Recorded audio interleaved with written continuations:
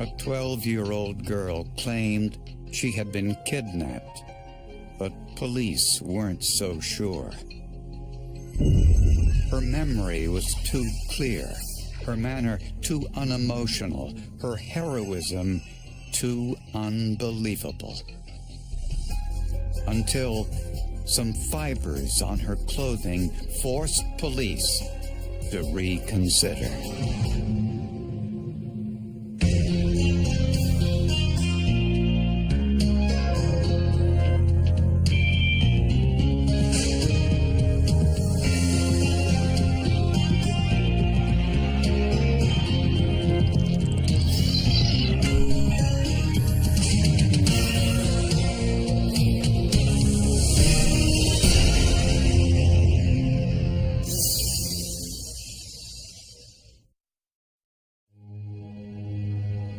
It happened on a Wednesday afternoon in Freeport, Texas.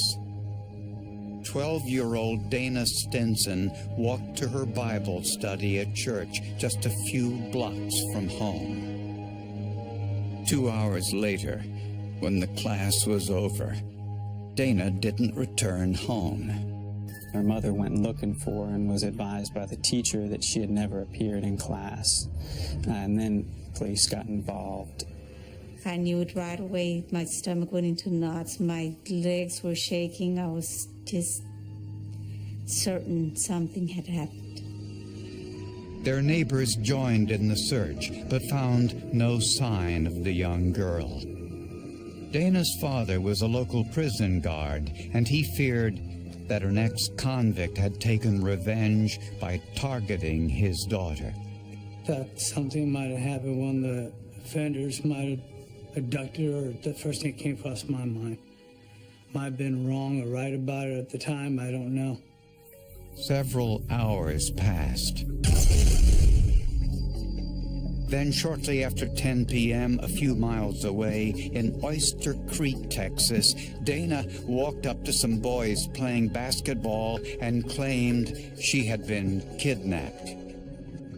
This was a deserted road. It was dark, not a lot of traffic.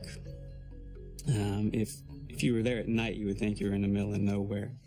Dana was taken to police headquarters and reunited with her family. She was real calm. There was like a real calmness about her, and to me, that is very strange. She had a very flat affect, and it was extremely odd to me, her demeanor. Dana told police that she was in the church parking lot and couldn't locate her classroom. Then, a white middle-aged man gave her directions. He walked her towards the door, then grabbed her and forced her into his van, tied her up, and put her in a wooden box lined with carpet. Dana said he drove the van somewhere near the ocean. She could hear the waves. Then he sexually assaulted her. An hour or two later, he assaulted her again in a motel room. She said the man had a knife. And she told him, "Don't kill me, don't do this to me, don't kill me." And he said, "I'll let you go, and you better not tell nobody, because I know everything about you, and I'll kill you." And he pushed her out of the van. I was extremely skeptical because horrible things that he did to her. There was no emotion when she told us about these things. So initially, I had a difficult time believing that. Police were skeptical. She said she was kidnapped in a church parking lot in broad daylight, yet no one saw it. And the kidnapper released her in an area not far from the home of one of her friends. She was released in an area that a young man lived that she knew personally, and some people described it, their relationship as maybe girlfriend and boyfriend. Investigators told Dana they thought she was lying. That was the first sign of emotion that we saw from her. And she said, "You can do what you have to do. I'm not lying." And I mean, she was as closer to tears then when she was accused of that or told that than she was during the entire interview. I couldn't believe why they were like questioning her and interrogating her and stuff and saying that she might have made this up or this might have been a prank. Police confiscated Dana's clothes for analysis, then asked her to return the next day for another interview. And it gave investigators a new insight into the case.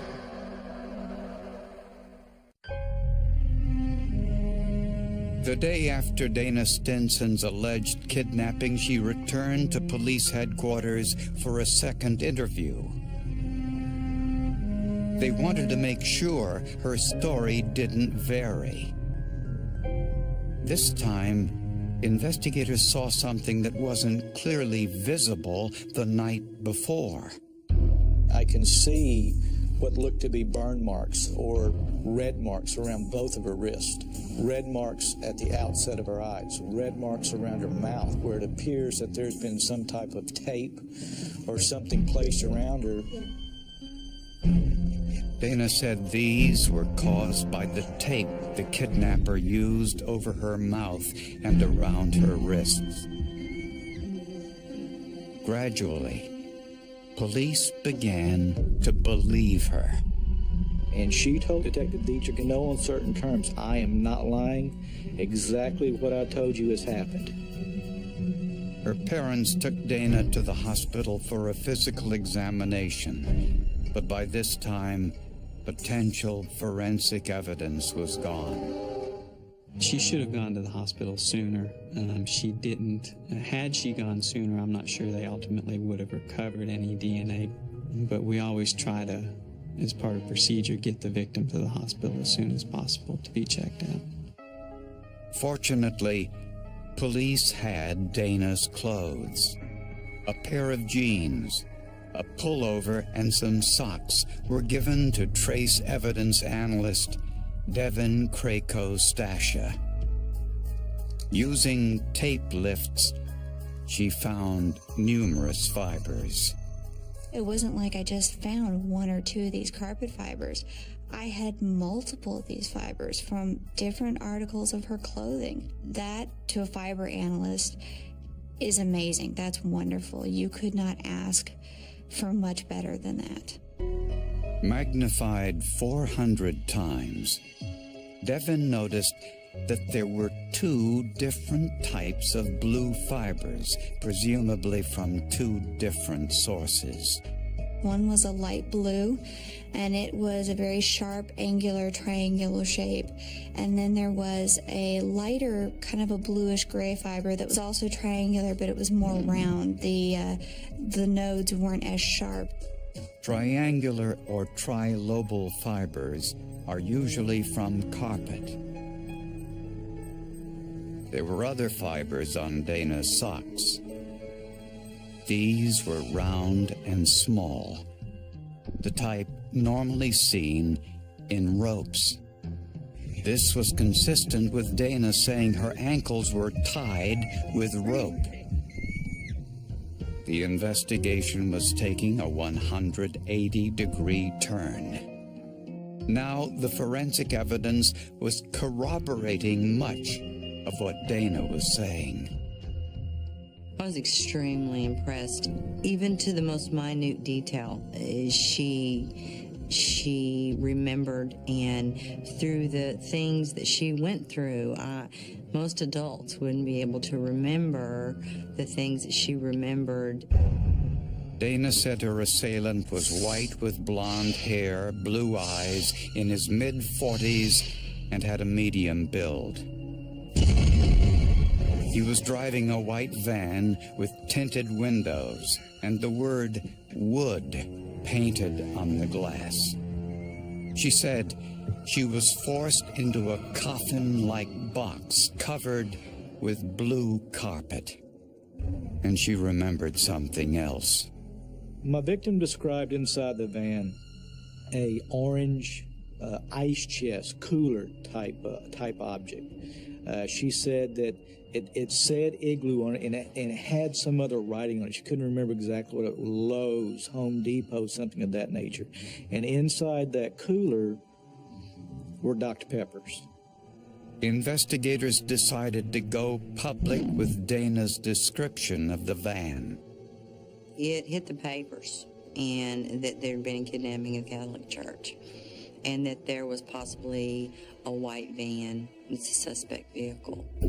They were hoping that someone in the area might have seen the van or witnessed the abduction.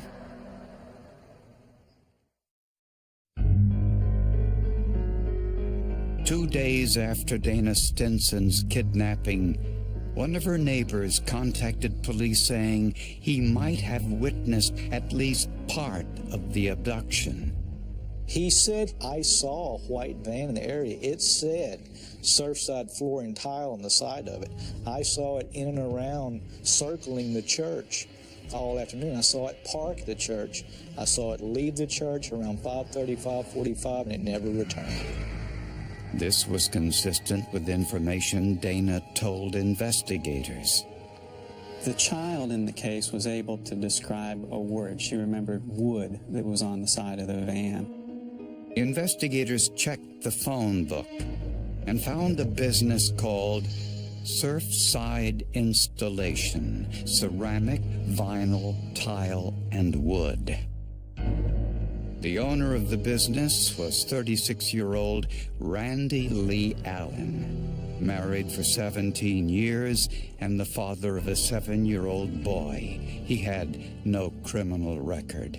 He was told that he may have been a witness to a crime, and would he voluntarily follow us to the police department? His response was, sure, and voluntarily drove towards the police department. Randy Lee Allen said he knew nothing about any kidnapping. He told police he was in a restaurant having dinner with his wife and child around the time of Dana's abduction. His wife corroborated his alibi. The case appeared to have hit a dead end.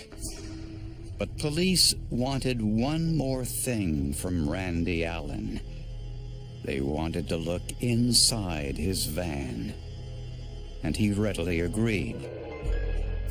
There was no coffin-like box in the back of his van like the one Dana described. But one thing particularly caught the attention of detectives.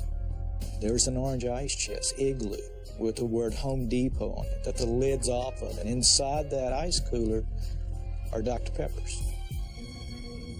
Dana described seeing the same kind of ice chest in the abductor's truck, as well as the same color carpeting in the van's interior. Investigators also found some blue and white rope. Blue fibers from the carpet in the van, seen on the right, with the same shape and size of fibers found on Dana's clothing. Both samples were put under infrared light, causing the molecules to vibrate in unique ways. These can be charted to determine a sample's chemical makeup. So if it's a nylon, it's going to show up as a nylon. If it's an acrylic, it'll be a totally different pattern. If it's a rayon, it's going to be a totally different pattern.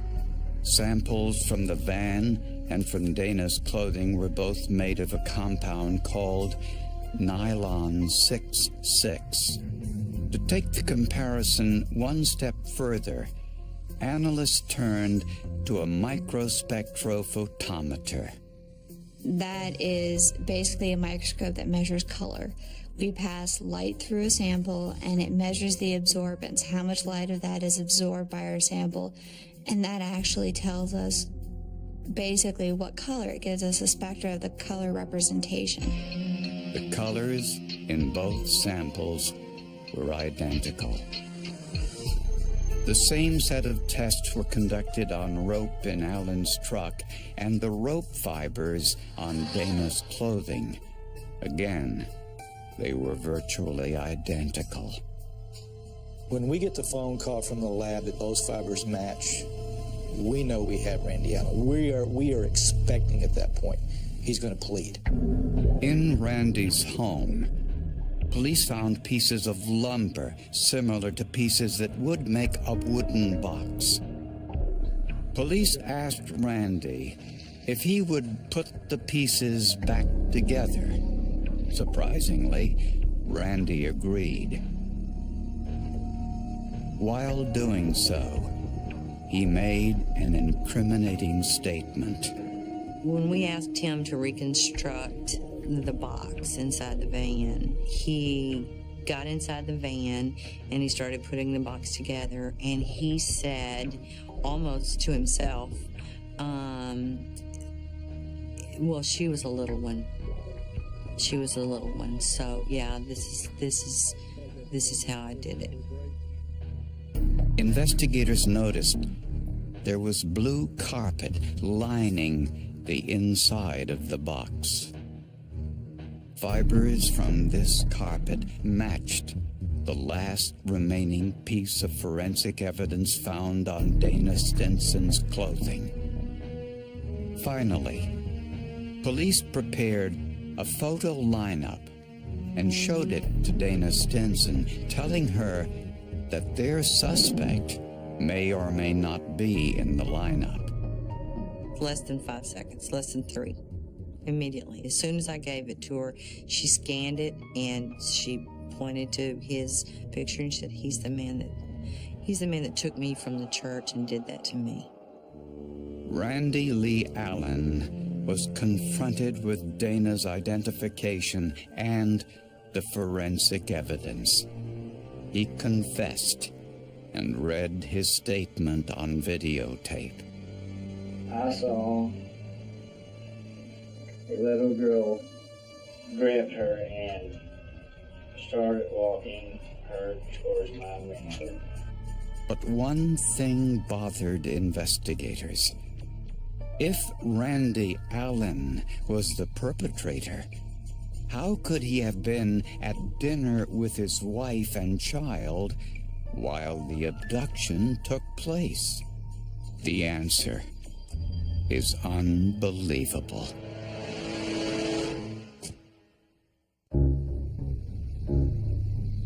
When Randy Lee Allen confessed to the abduction and sexual assault of a 12-year-old girl, his friends, business associates, and particularly his wife could hardly believe it. She had been married to him for quite some time. They had a child together. She, of course, didn't want to believe that he was capable of this behavior. No one in his family wanted to believe that he was capable of this.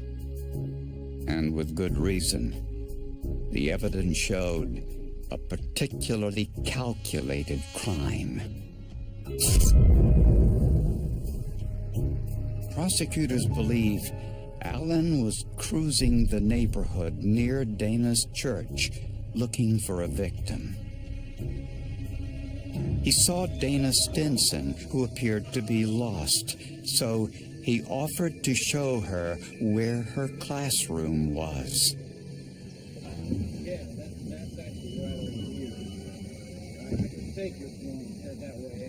As they passed his van, Allen forced her inside, gagged her with tape, wrapped it around her hands, and tied her feet with rope. Then he forced her into the coffin-like box with the lid on top, making it soundproof. He drove out near the ocean, parked his van, and sexually assaulted her. Then Allen put her back in the coffin and incredibly drove home. He got out of the van, walked upstairs, had got his wife and his child, walked downstairs, got in his wife's car, and they went to dinner and were gone at least over an hour. He came back. His wife and child went upstairs. He told his wife he had more work to do. He went and got in the van with the child still in the box and drove off.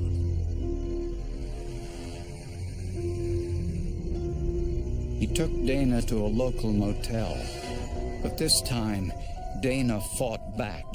She refused to do what he asked and demanded that he let her go. This, experts say, altered the balance of power in Dana's favor. She became demanding. I'm not doing that anymore. I want you to let me go. I want you to let me go now. And I think in the end that shook the suspect a little bit. I wish more of us could handle things that way. But most people aren't going to have that kind of strength, and most people aren't going to show that type of resilience early on and are going to need more help kind of coping with that long term. Randy Allen acquiesced, drove her to a deserted location, and let her go. Prosecutors believe he had intended to kill her.